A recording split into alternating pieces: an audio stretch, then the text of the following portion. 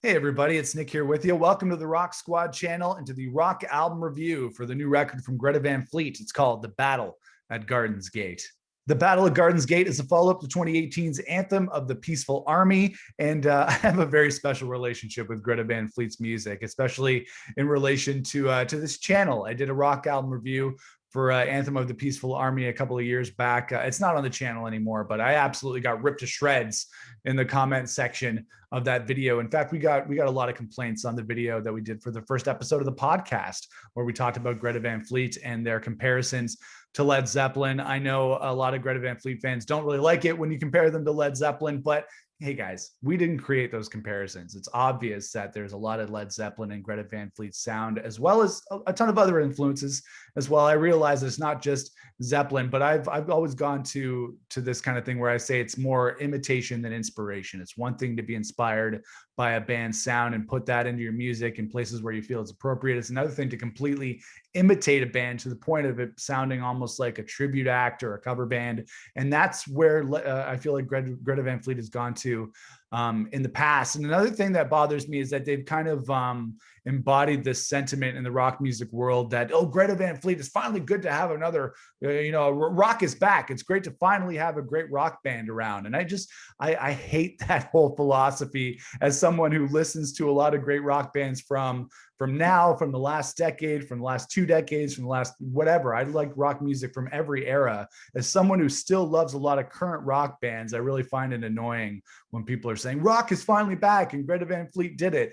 They didn't. It's great to have them here. It's great to have them contributing to the rock music world, because I think that they have something really legitimate and something really awesome to contribute. But you have to understand that there are a ton of great rock bands out there, and it's not just Greta Van Fleet. So I kind of hate that.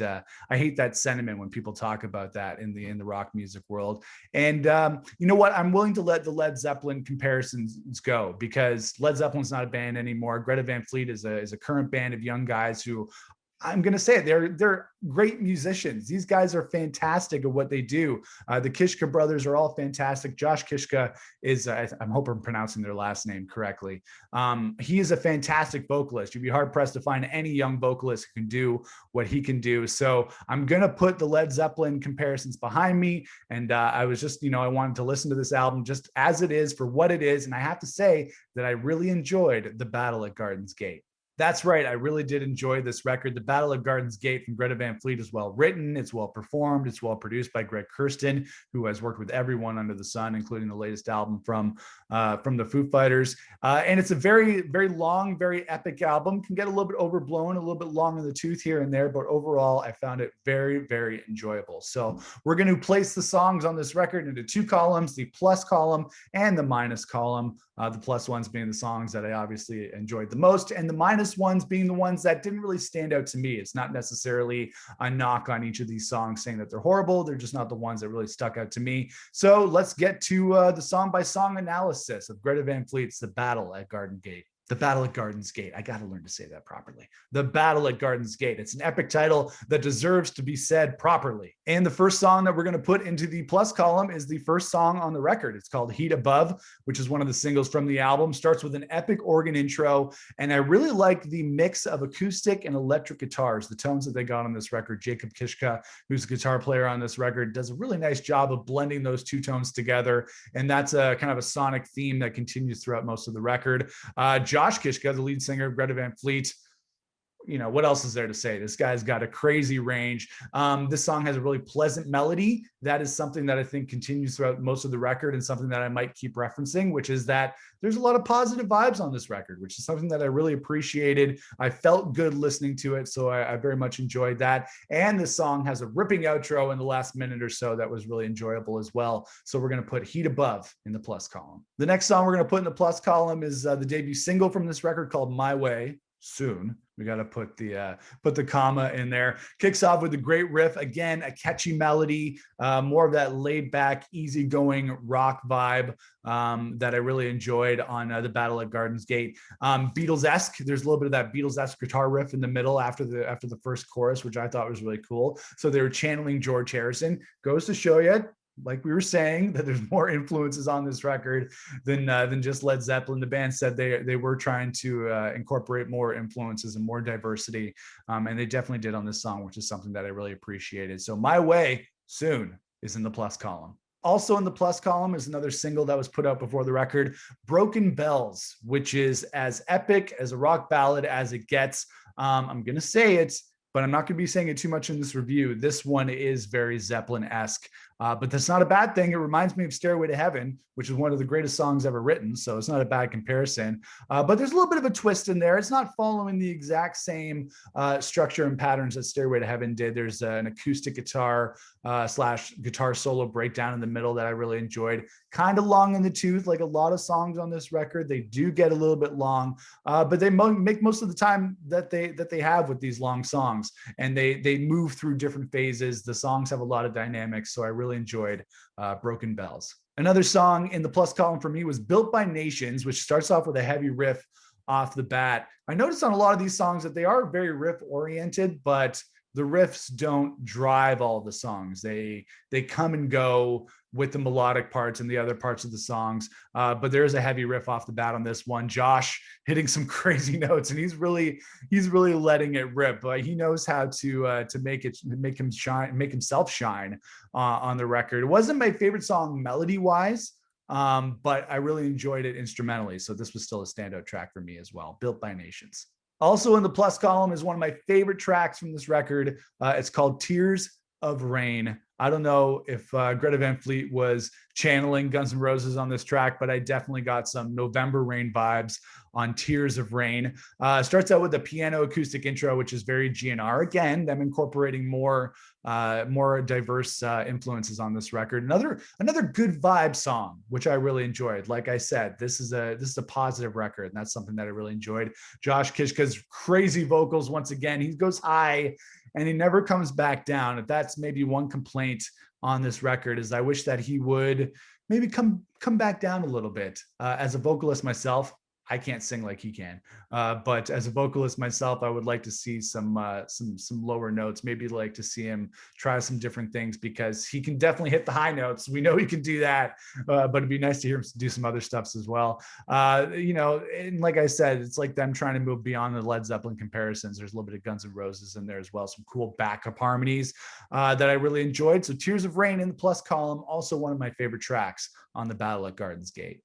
Then we get to a song called Stardust Chords. Now this song already gets points for me because I dig the title. I'm big on song titles. If you have a cool title, that really goes halfway for me in accomplishing it being a good track. But this song has a good melody too. It's got some great riffing by Jacob on this song. His guitar obviously is a big driving force of this record. It's got a rocking outro. It's got great drums. Like I said, these guys know how to play. That has never been in question. If my taste in the band isn't quite there, my appreciation of their musical talent is definitely there. They are definitely shining. They're definitely doing some cool things on this record. So in addition to being a cool song title, it's also a cool song. So Stardust Chords in the plus column. Then we get to another cool song title, Caravel. Am I saying that correctly? Caravel. Cool melody. Josh Kishka could be a great yodeler. I don't know if he has yodeling skills in his repertoire, if he's ever done training as a yodeler, but he could do it professionally. I feel like he could win some yodeling prizes, maybe even better than Robert Plant. I don't feel like Robert Plant in that regard was much of a yodeler. So Josh Kishka has that on Robert Plant. Great guitar. There's a badass middle section, a complicated arrangement that goes in a lot of different directions. So I wanted to say kudos to Greta Van Fleet on that, because they are definitely going beyond the verse, chorus, verse pop song structure that we hear on most rock records. In places, I wish maybe they did follow that structure a little bit more, but I have to respect them and give them kudos for really doing some different things, mixing it up between vocal parts, guitar parts, bass parts, organ, piano parts, drum parts. They patch it all together in ways that you wouldn't expect, especially on this track. So Caravel is in the plus column for me. Then we're going to get to the last song that is in the plus column for me on the Battle at Gardens Gate, which is Trip the Light Fantastic. another title that I really love. There's some more Beatles influence happening on this track. You can hear some Dear Prudence-esque backup vocals on this.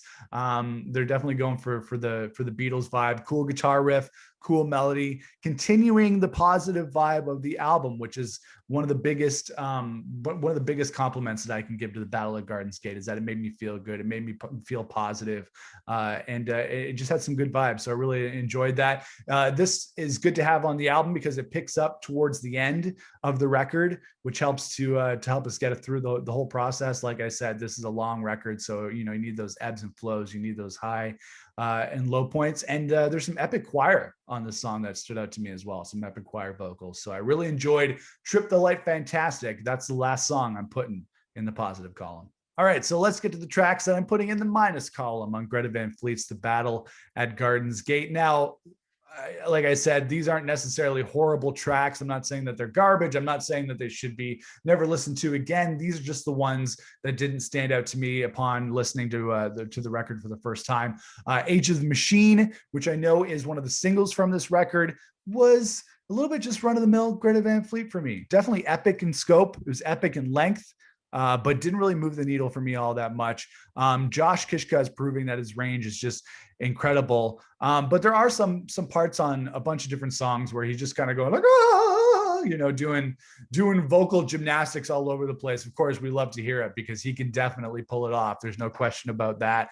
But there's just parts of songs where I wish he maybe tried a little bit harder to write a melodic part, a lyrical part that was a little bit more memorable, but he's doing his vocal gymnastics.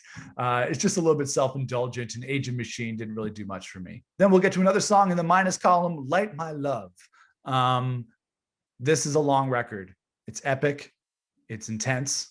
It's a record in every sense of the word. It's an album. It's a front to back listening experience. And because of that, there are going to be, like I said, ebbs and flows, high points and low points in the record. And this was a little bit of a low point for me. I was getting a little bit worn out listening to this song. Every song in this record is so big, so very Greta Van Fleet, that it was a little bit much for me as a casual listener, someone who's not diehard into these guys.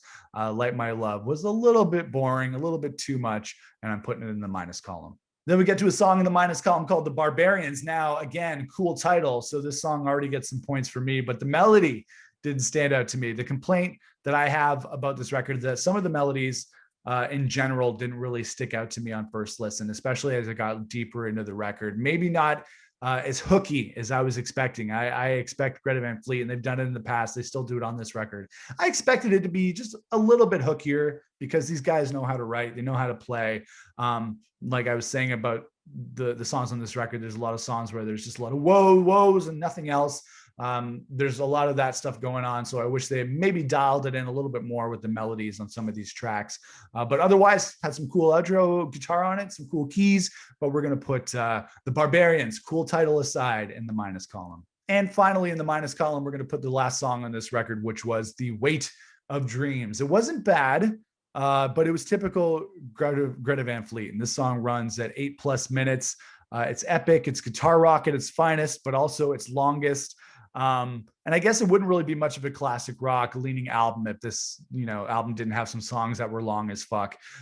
This song was long. I was a little bit tired by the time I got to this one. Not to say that it's a bad track. I'm sure there's lots of people in the comments who are going to say they really enjoyed it, but didn't really do much for me. So I'm going to put The Weight of Dreams in the minus column. And that's my review for Greta Van Fleet's The Battle at Gardens Gate. You see, guys, I made it through the whole review. I barely referenced Led Zeppelin throughout the whole thing. So please be kind in the comments when it comes to this review. But I did find it enjoyable. There is a positive vibe to this record that runs throughout that I really enjoyed. I'm all for positive vibes and rock music making you feel good and making you feel hopeful and just making you have a good time. So they definitely, accomplished that on this record for me. I appreciate the ambition and the effort that went into making this record. It wasn't an easy record to make, I imagine, by any stretch of the imagination, but there's some epic songwriting happening here that I wish was a little bit more dialed in. It's a performance-driven album because Greta Van Fleet have the chops. They know how to rip. They know how to shred. They can do it all. And what we were saying is very true. More influences being shown. You got the Beatles in there. You got some more Brit rock. You got Rush, AC/DC, maybe even a little bit of Stone Temple Pilots. The instrumental aspect of Greta Van Fleet very much reminds me of the tight but still kind of loose and still fun vibe of STP and what those guys did instrumentally. So great sounding record with production by Greg Kurstin. It was long, it was dense, it was good or bad. You know, that might be a good or bad thing depending on how far your mileage with Greta Van Fleet goes. But I did enjoy the record, so I'm going to give The Battle at Garden's Gate by Greta Van Fleet a 4 out of 5. There you go, guys. I gave Greta Van Fleet a solid review for The Battle at Garden's Gate, 4 out of 5. I did enjoy this record, so please be kind in the comments. There's no reason to rip my head off, but let me know what you thought of the record in the comments. Give us a like or dislike. You know, it's a Greta Van Fleet video, but give it a like on this video. Make sure to hit the notification bell so you can make sure you don't miss out on every video that we do on this channel. Hit the subscribe button, and as you might have noticed, we're doing some rebranding and some different things here on the channel. The channel is now called Rock Squad. We're doing a podcast every week. Me and my buddy Dave Marini, we're doing a podcast every week where we're talking about the latest in rock music news, reviews, and discussion. We have 4 episodes already up on the channel, so make sure you check it out here on YouTube. We have an audio version of the podcast that is available as well that you can check out pretty much everywhere. There are links on this channel if you want to check out the audio only version of the Rock Squad podcast. And I got another rock album review coming this weekend, maybe a couple, but I'm definitely going to be doing a rock album review for the new album from The Offspring called Let the Bad Times Roll. So expect that to be hitting the channel this weekend. So thanks a lot for watching, everybody. I made it through a Greta Van Fleet video, hopefully with my my life still intact. We'll see how it goes, but thanks a lot for watching Rock Album Review here on the Rock Squad channel. We'll see you next time.